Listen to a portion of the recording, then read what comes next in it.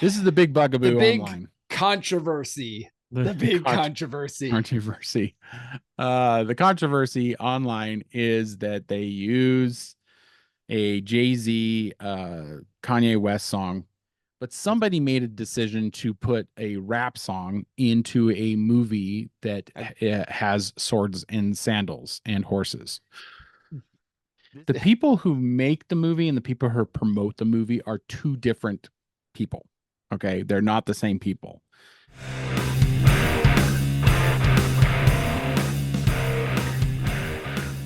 Hello and welcome to the Brothers Random Show. My name is Travis. And I'm Michael. And we are two ordinary brothers discussing extraordinary ideas and some random shit. Michael, why are we here?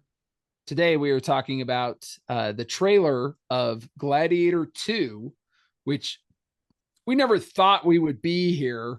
Gladiator was definitely not a show that we thought was going to have a sequel. Yeah. So a little background. Gladiator is probably and possibly my favorite film of all time.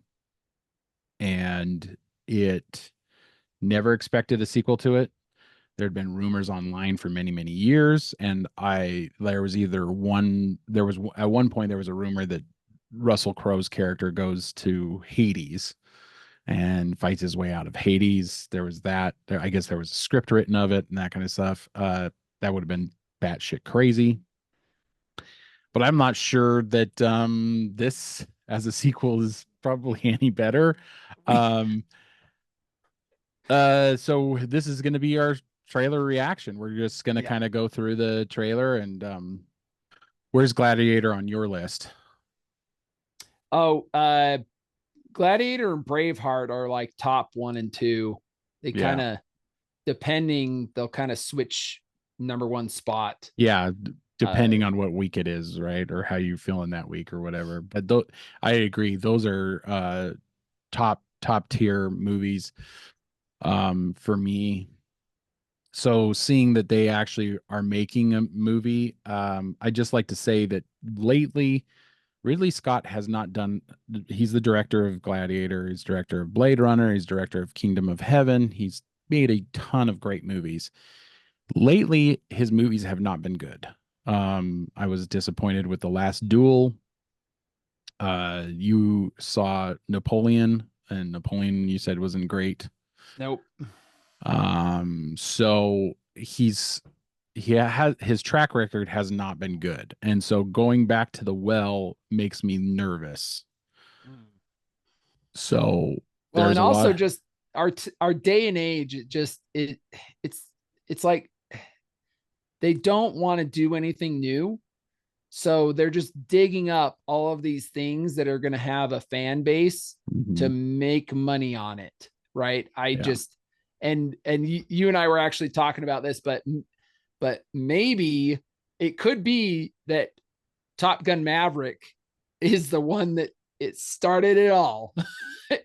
Well, they've been making sequels forever, but like sequels to movies, there's movies that are really, really old, like that hasn't been a thing until recently, and that might be because Top Gun Maverick did gangbusters and it did awesome. It and people are saying that it pretty much saved cinemas in general because we were coming right out of COVID when that movie came out, and it did really well. Anyway, let's get into this trailer. We're going to start it out and just kind of comment through it and try to speed it up and stop occasionally just to not get a copyright infringement claim. So go ahead and start it. I remember that day. I never forgot it. That a slave could take revenge against an emperor. Okay, go and pause it. So here's the thing. It looks like that's the kid from Lucius from, and so if I had to guess what's going to happen, it looks like he's royalty and he gets betrayed by somebody and gets put and made a slave, thrown into slavery, okay. which is the same thing that happened in the original Gladiator with Russell Crowe. So yeah, we can continue on. Where were you born? don't know. I never knew a mother nor a father. You will be my instrument. Who are you? I'm there for Denzel Washington being part of this. Like part of this. I don't know if he's the main villain or if he's like playing a Proximo character from the first one. He's the headliner. He's the biggest name in this. Although Pedro Pascal is in this too, and I think he's kind of making a name for himself as well. But it does make me a little nervous. There weren't a lot of big names in the original Gladiator. Yeah, it really Crowe kind of went off of its own merits rather than just trying to bring a draw from names that everybody will know. Yeah. Makes me a little nervous about that because I can't stand people trying to bring in big names and that film riding on the backs of big names rather than the merits of its own script and good solid that's directing and acting. And Ridley Scott's not known for having like his scripts done while he's already started making the films. So who knows? That the first one famously they didn't have an ending, and so he kind of just made up the ending as they went along. So did you see the interview with a little clip? I saw a little clip of an interview with Russell Crowe where he's kind of pissed that they should be paying him for it because he's like, royalties, as many questions as they're always asking me.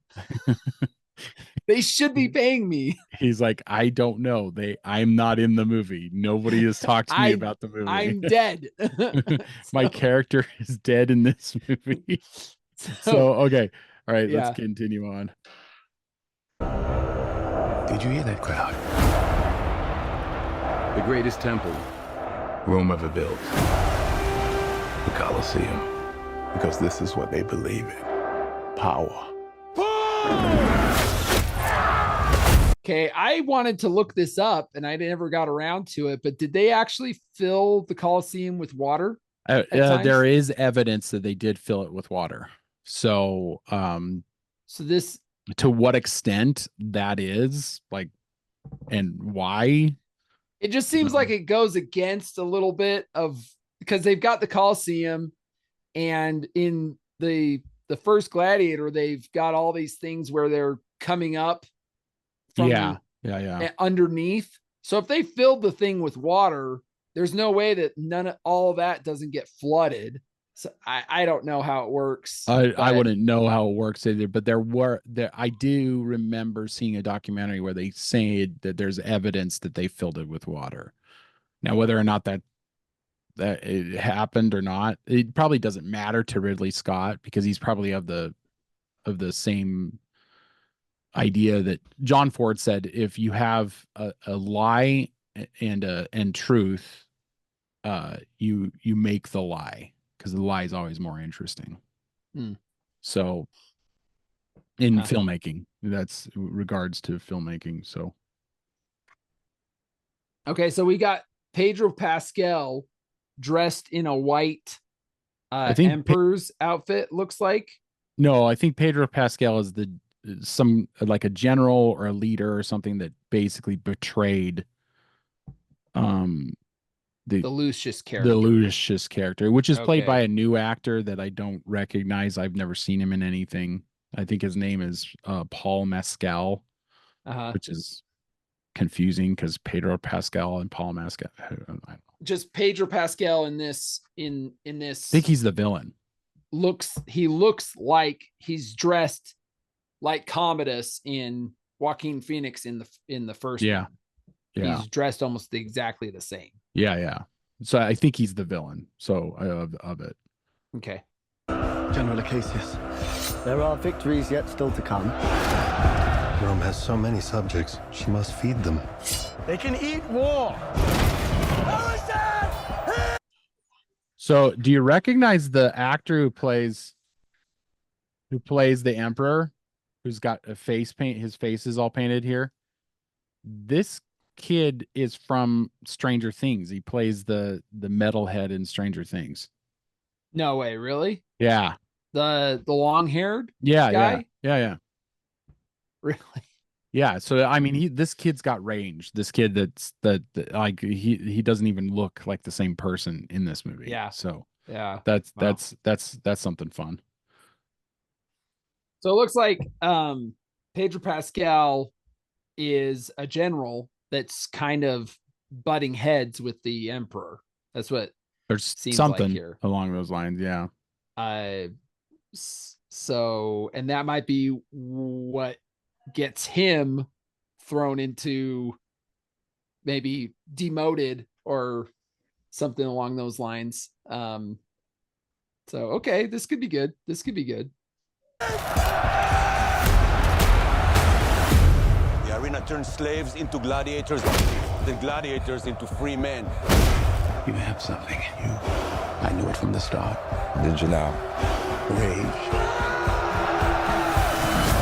That rage is your gift.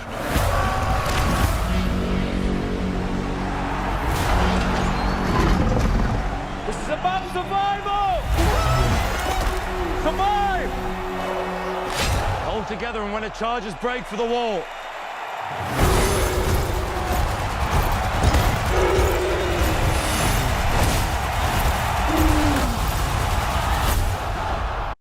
So this is where you see the rhino. A guy riding a rhino out into the Coliseum. And I don't know why, but this is where I got the 300 vibe. I was just like, this looks like 300. Okay, so a little history about this. This is something Ridley Scott's always wanted to do.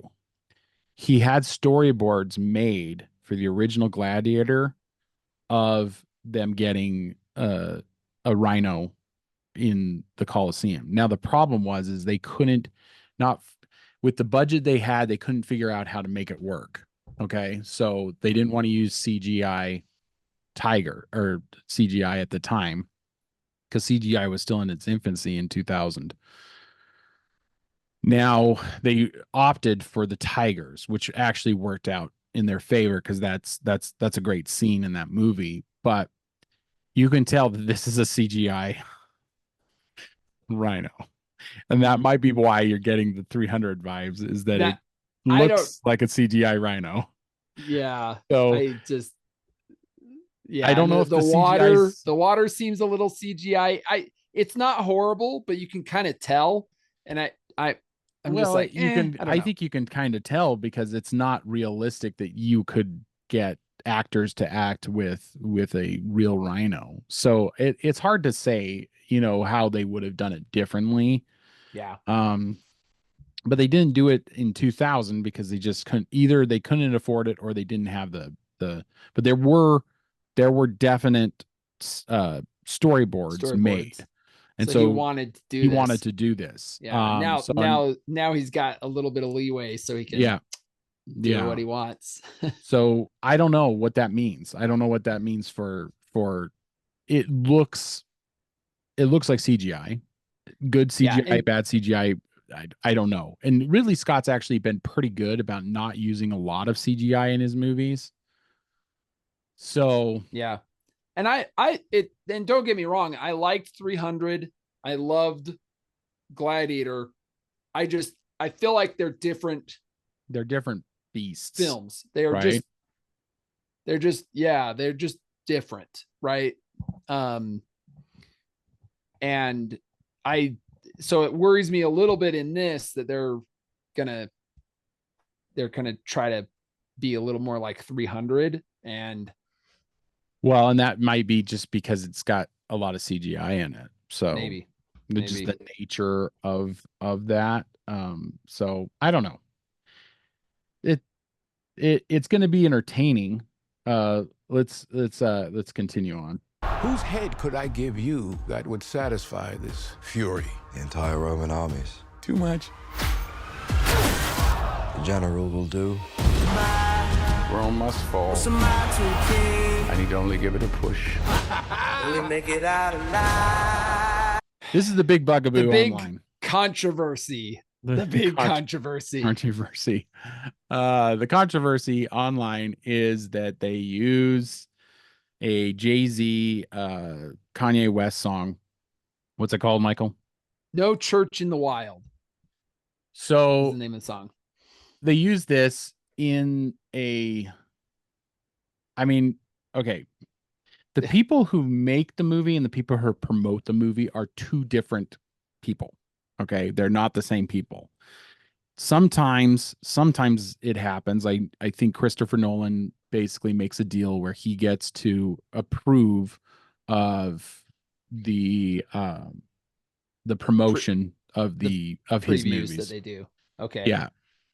I think he has a deal. At one point, I thought Ridley Scott had a deal, but somebody made a decision to put a rap song into a movie that has swords and sandals and horses. This is the thing is if you are a fan of the original Gladiator, rap is just not the thing you think. I mean, some boisterous like orchestra, women singing in a different language kind of stuff. You think that, but not rap. And this has kind of become the thing online that everybody's talking about and everything. There seems to be this isn't from us, but there seems to be a racial component to it because Denzel Washington's in it, because he's a black man, because and they think that they need to put a rap song in. And if you watch movies that have if you watch trailers of movies that have black guys in it, for whatever reason, they decide to put rap songs in it. And personally, I think it's got a racial tinge to it that is kind of ugly. And I personally, you know what I think? Because this song says Coliseum in it, I think you've got some gal that's throwing together ideas for this trailer preview. Yeah. And they give some footage, and then she's like, oh, it's about Rome. And she's like, what songs have Coliseum in it?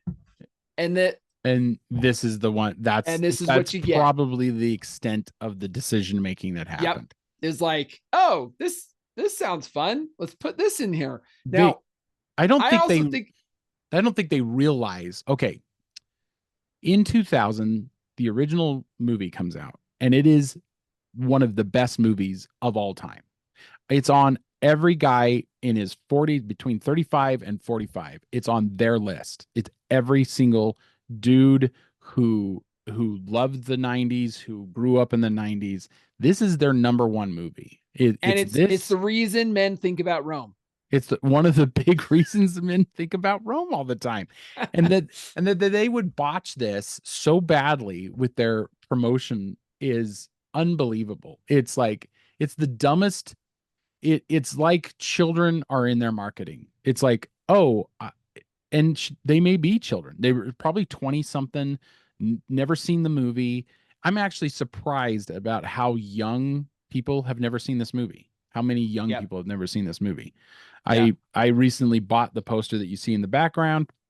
I was talking to the curator of the theater that I bought it from, and I talked to him about how great this movie was, and he was in his 20s, and he was like, I've never seen it. I was like, really? And he worked at a movie theater, and he'd never seen this movie. So it's hard for me to believe that a chick, just fresh out of college in a marketing agency, decides to do exactly what you said. Songs that say Coliseum in them. Oh, this is a good song to put at the and it doesn't make me want to see the movie. It makes me want to see. I to be honest, it makes me want to see the movie less. I'll see the movie because it's a sequel to one of my favorite movies of all time. But here's the problem: 300 is a great movie. Its sequel, nobody knows anything about. Sequel was a massive box office bomb. It came and went. Nobody knows anything about it. It might as well have gone straight to DVD. And this is what this kind of feels like. It kind of feels like a straight to DVD movie. Yeah, could be rough. I also think this is a telling of our time where people who work on a project were not fans of the original intellectual property. Yes. Okay. So if this gal was a fan of Gladiator, the original, or gal, guy, whoever it was that made the decision to put a rap song in the preview, like they would know the feeling, the atmosphere that is built around the this original movie. Yes. And this is the problem. This is the problem with Star Wars. This is the problem with Ghostbusters. It's everywhere. It is non-fans of the original property doing nothing, doing the work on it. Yeah. And that is a mistake. That is a massive, massive mistake. So they change it and they don't stay true to the IP. It's not like we need everything to be the same, but we need it to be true to the intellectual property, right? Mm-hmm. Like that's what us as fans want. And I think you go in and you blow everything up and you change it, I think that's what they did right with Top Gun Maverick. I think so. They did that. There's a right way to do it and there's a definite wrong way to do it. And Ghostbusters and Star Wars is the wrong way and Top Gun Maverick is the right way. Yeah. So that's just kind of how it is. And yeah, if it was any other time, if it was 10 years from if it was 10 years from now, or if it was 10 years in the past, seeing this trailer, I would be super pumped. But now in our current day and age, with our current issues with movies and our political climate, I'm not that excited for this movie. In fact, it's a sequel to a movie that we didn't need.